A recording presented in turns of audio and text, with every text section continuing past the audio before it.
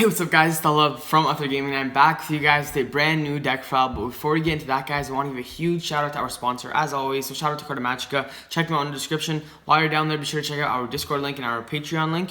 And I would also like to give one more shout out to our boy Frank. You guys know him, he's been on this channel before, for actually helping us get some of the cards for this deck. And so yeah guys, without further ado, let's get into this brand new Plant FTK deck profile. So guys, starting off with the plant cards, you play the best plant card to ever be printed in the history of Yu-Gi-Oh! You play the triple copy of Lone Fire Blossom. So this card's standard, you can tribute a plant to special a plant from your deck. And then usually with Lone Fire, what you're going to be specialing out is you're going to be specialing out your starter, which is your triple Orphan Scorpio. So you want to open one of these in your opening hand. And I'm not going to get too deep into the cards because these cards are pretty standard, like everybody knows what these cards do. And then along with Orphan Scorpio, you play the two Darling Tonia Cobra. The reason why I don't play one is because if you draw the one and you only play one, then you can't do the combo. You play two, so if I draw one, I can still do full combo easily. So yeah, these are like the most popular plant cards. So everyone knows what these plant cards do, so I don't need to get into those. But off to the biggest, most important plant card in this deck, you play the triple copies of Gigaplant. So for those guys who don't know what Gigaplant does, is it's a Gemini plant, and its effect is once it's normal summoned, you can special summon once per turn a plant monster from your graveyard, which is usually going to be, or not usually, it is going to be your Lone Fire, so you can just extend into crazy plays. So yeah, you play triple Gigaplant, and there's a way to actually get around the fact of it being a Gemini, but you guys will see that later on. So as for the plants, off to the supporting engine, you play the best supporting engine in the game. You play the Dangers, so triple Nessie, you play the triple Snake, and the triple Jackalope. So these are for your 3 of Dangers. And then off to your 1 of Dangers, you play the one Chupacabra, 1 Bigfoot, and the 1 Thunderbird. So the Bigfoot and Thunderbird are here for the utility. If you want, you could cut Bigfoot Thunderbird to play like Mothman or something like that, but I wouldn't do that. So the reason I play Bigfoot Thunderbird is because they're there for the utility. With Thunderbird you can pop back row. With Bigfoot you can pop up problematic floodgates like Summon Limit or Vanities, cards like that. Then with Chupacabra, it's like the worst special summon danger because you have to have a danger in the graveyard, meaning it's not by itself a guaranteed special summon. But if Nessie gets hit out of your hand, then you can add the Chupacabra, and then it's basically a guaranteed special summon. So yeah, that's what the Chupacabra. So this is in total 12 dangers that you play. I like it. They're all free draws, free specials, yeah. And they also synergize with another card that you guys are going to see later on. Now off to the Gemnite or Brilliant Fusion Engine, you play the double Lazuli and the 1 Galaxy Serpent. So I've seen builds play double Galaxy Serpent, and it makes sense because you only play 2 light targets, being the 2 Galaxy Serpents. But in this build, I actually play other light targets, which you guys are about to see. And so that means you can get away with 1 Galaxy Serpent, because if you hard draw it, then you still have the full combo.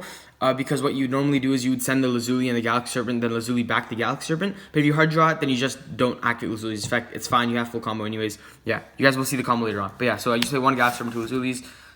That's standard too. And then off to the other monsters you play, off to the Wonder monsters you play the 1 Royal Child's Guard Dragon and the 1 Cannon Soldier.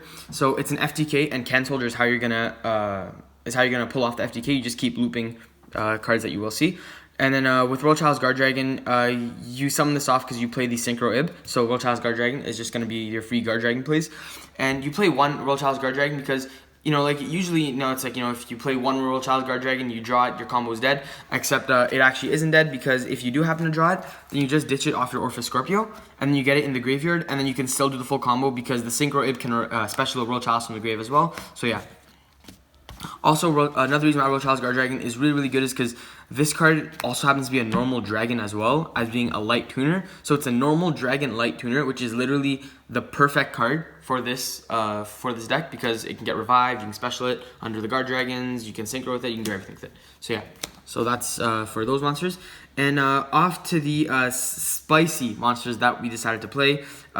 You play the triple copy of your Seravis, the Ancient and Ascended. So for those of you guys that don't know what Seravis does, is it's a hand trap that basically says during either player's turn, when a card or effect is activated that targets a monster you control, you can discard it, negate the card. And so yeah, it stops cards like Impermanence, stops cards like Veiler, because you really want your Lone Fire and your Orpheus Scorpio to be resolving. So yeah, you play this to help counteract hand traps like Veiler and Permanence, which are two of the more important hand traps this metagame. And this is actually the reason why you only play the one Galaxy Serpent, because Saravis happens to be light, meaning if you hard draw the Galaxy Serpent, you just dump a Saravis instead with your Brilliant Fusion. So yeah, that's why you play Saravis. Just help beat hand traps. And yeah, so that's for the monsters. Off the spells, speaking of beating hand traps, you play the triple Call by the Grave.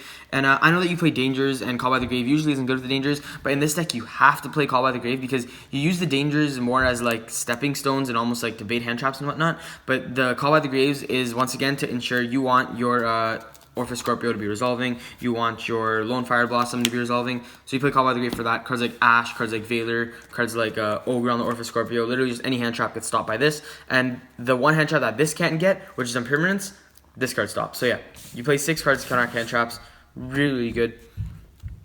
Then off to the other 3F spell that you play, Broken. You play the triple copy of Frozen Rose, and the reason why you play this card is for those that don't know what Frozen Rose does. Just put it there. You can zoom in on that. So for those guys that don't know what Frozen Rose does, its effect is that you contribute one monster you control, and then you gain an effect depending on what type of monster tributed. So if you tribute a monster that wasn't a plant, then you get to add a plant monster from your deck to your hand. And then if you tribute a monster that is plant, then you get to end phase. You get to draw 2 cards. So the effect of drawing 2 cards is bad. That's not the effect you want. The effect that you really want though to pull off is the effect where you tribute non-plant and you get to add a plant from your deck to your hand. And I know that, you know, it might seem problematic. It's like, you know, like even if you add like a Lone Fire from your deck to your hand right here, if you add a Lone Fire to your hand, then if you already normal summoned the monster that you tributed off, then what's the point? That this is why we actually play the Dangers in this deck. So you play all these Dangers right here, which are all, once you special summon them out, are all free fodder for your Frozen Rose, and they can actually draw you into your Frozen Rose. So yeah, that's why I play Frozen Rose, because the whole, in theory, you just special out a Danger, you Frozen Rose it away, add the Lone Fire, normal the Lone Fire, pull off full combo, and yeah, that's how you play that. Then off to the 1 spells you play the 1 Royalty Succession because you search it off in the combo. You play the 1 Monster Born, it's a free extender, why not play it? And then you play the 1 Brilliant Fusion.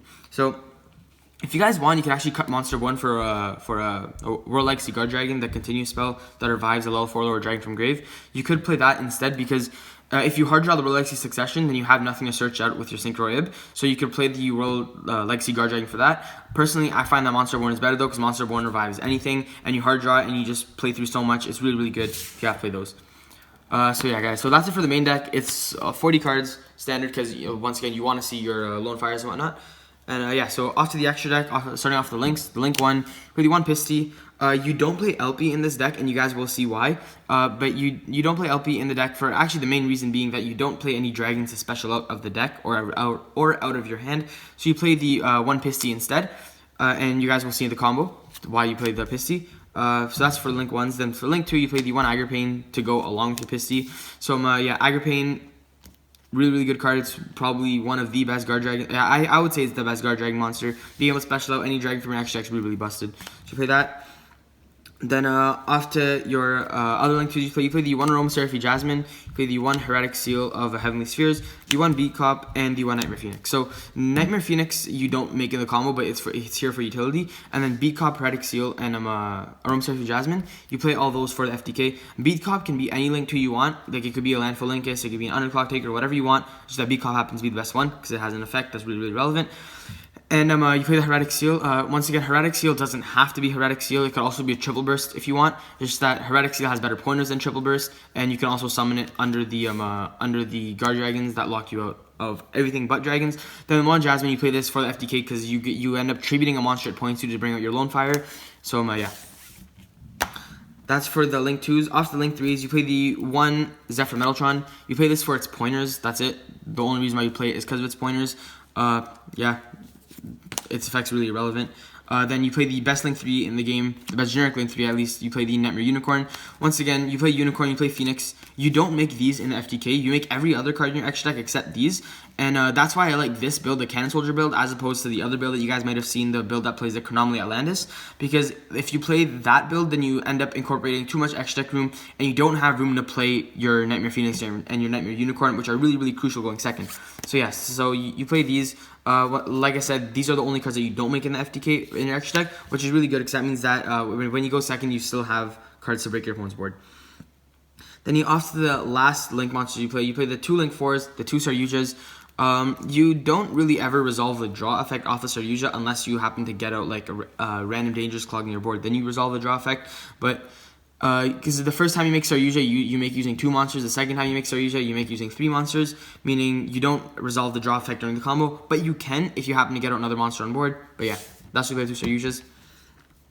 Off the fusions you play the 1 Seraphite, and you play the 1 Raptinus. So for the guys that don't know what Raptinus does, I'm sure all you guys know what Seraphite does. It grants you an extra normal summon. It's the best Brilliant Fusion target. But Raptinus, what it does is, if this is the card that I was talking about that makes it so your the Giga Plants right here are actually non-Geminis, and they can activate their effects and get around the whole Gemini, like, I guess, disability or whatever.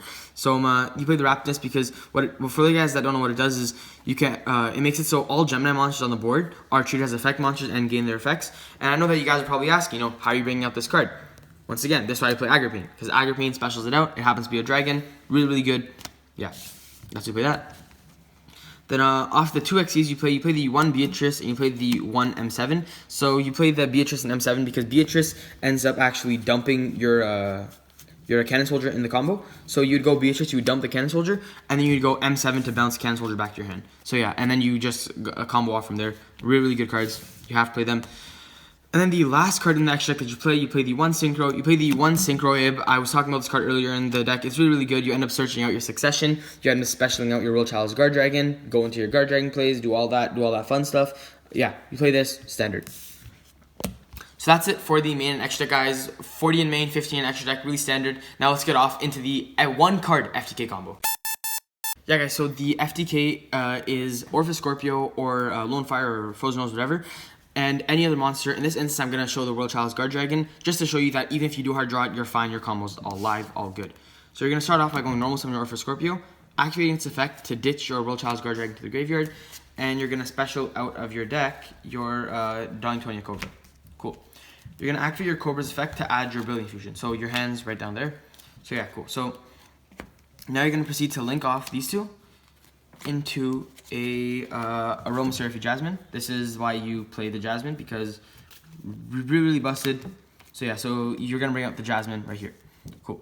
Now you're going to go activate your Brilliant Fusion, and you're going to dump your, if I can find it, you're going to dump your Galaxy Serpent and your Gemite Lazuli. So boom, you're going to end up dumping these two, and you're going to special out your Seraphite right here to Jasmine's pointer. It doesn't matter what zone, just to its pointer. Then Lazuli's going to activate its effect to add back your Galaxy Serpent to your hand. Cool, so now you have Galaxy Serpent in your hand right there.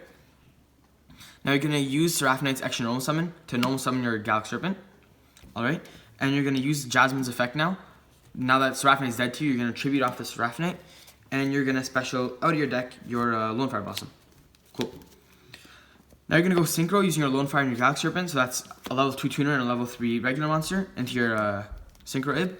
Use your Ib's effect to add your Royal Xyz Succession to your hand. So basically a Searchable Monster Reborn, really, really good. Now you're going to just proceed to link off these 2 monsters into your Zephyr Metaltron, because they're both special from the extra deck, so you can do that.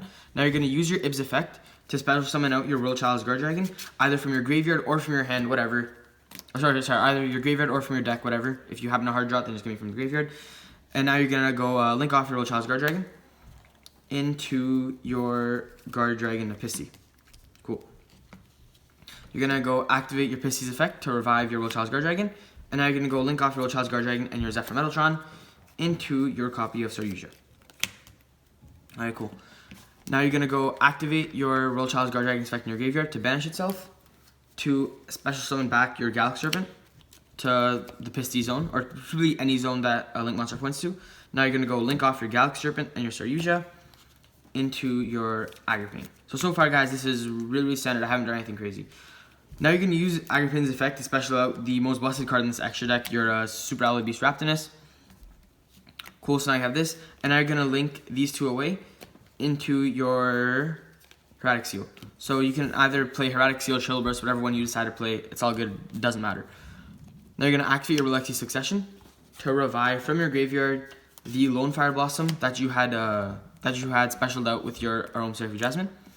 And you're going to use your Lone Fire's effect to tribute itself. And you're going to special out a Giga Plant. Use Giga Plant's effect to revive Lone Fire. Use Lone Fire on your Giga Plant. Use Giga Plant's effect to revive Lone Fire. Use Lone Fire to special out your Giga Plant. Cool. So if you guys are keeping track, these two have used their effects, so I'm just going to turn them upside down just so you guys know. It doesn't really matter because you're going to overlay with them anyways. You're going to overlay with the two that have used their effects into your Beatrice. Activate your Beatrice's effect right here to dump your Cannon Soldier. So boom, your Cannon Soldier's in there.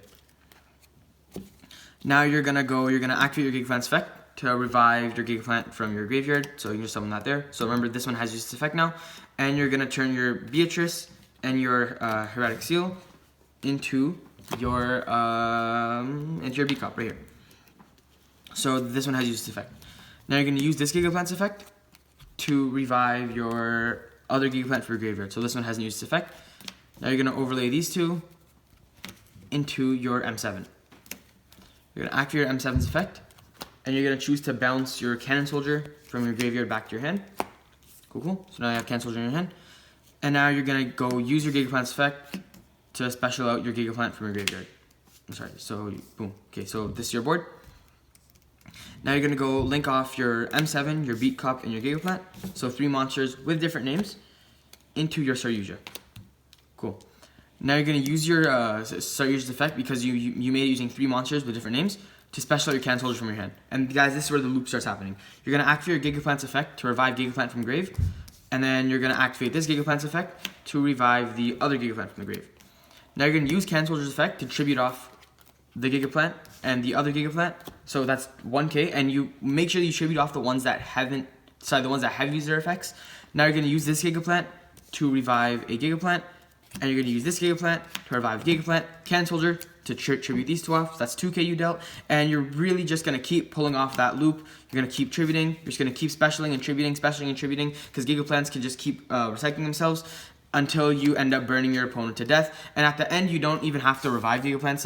Once you get your opponent down into 2k, you just go Cannon Soldier, tribute 500, tribute 1000, tribute 15, tribute 2k. So yeah.